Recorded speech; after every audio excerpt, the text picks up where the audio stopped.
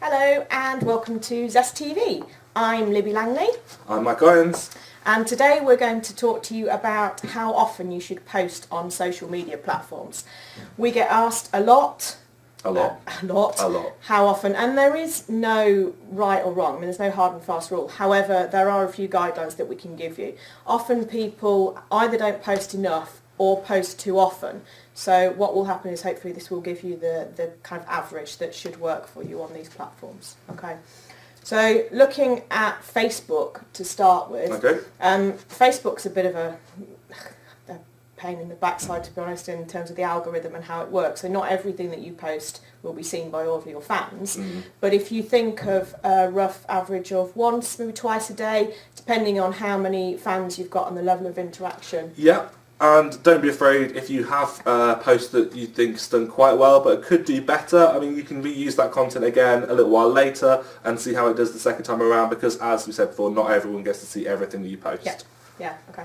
Twitter is a different ballgame because Twitter is a much faster moving platform and people don't tend to scroll back through the whole day like they might do on Facebook. Say in the evening they'll go on Facebook and they'll look at everything that's happened that day. Twitter doesn't really work like that, so you can repeat your content much more on Twitter and you need to post more frequently. So three, five times a day? Yeah, I would sometimes say 7, 10, depending on what's going on. Yeah. But in terms of scheduling content, then 3 to 5 is a good idea. And making sure that you retweet people throughout the day as well, so that, Yeah.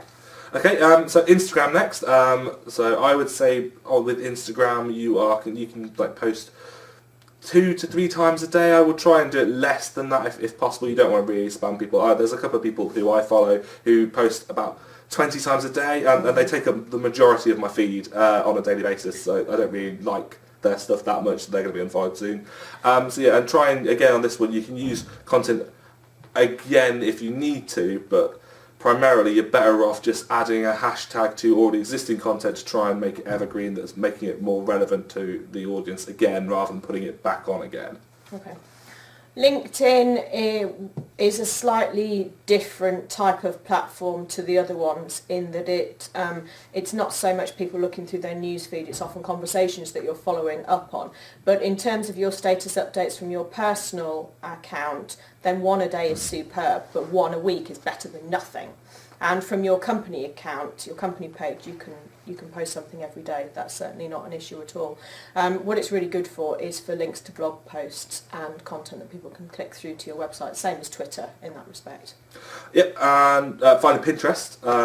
Pinterest, I would recommend that you kind of pin. People usually do it on bulk, so if you're going to do it on bulk, I would try and do no less than 4 or 5 pins in one go.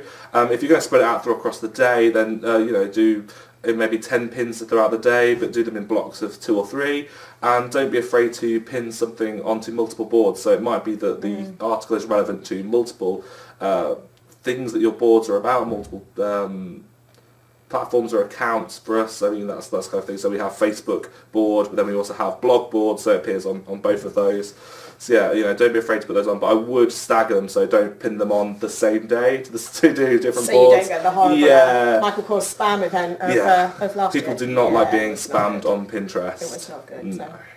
So hopefully that's been useful for you, and the advice always is to pick one platform and do it well, rather than thinking, I need to be on all of them, because that's not necessarily going to work for you either. So thank you very much for listening and watching to us, and don't forget to follow and subscribe to our YouTube channel to keep in touch with all of the new issues of Zest episodes.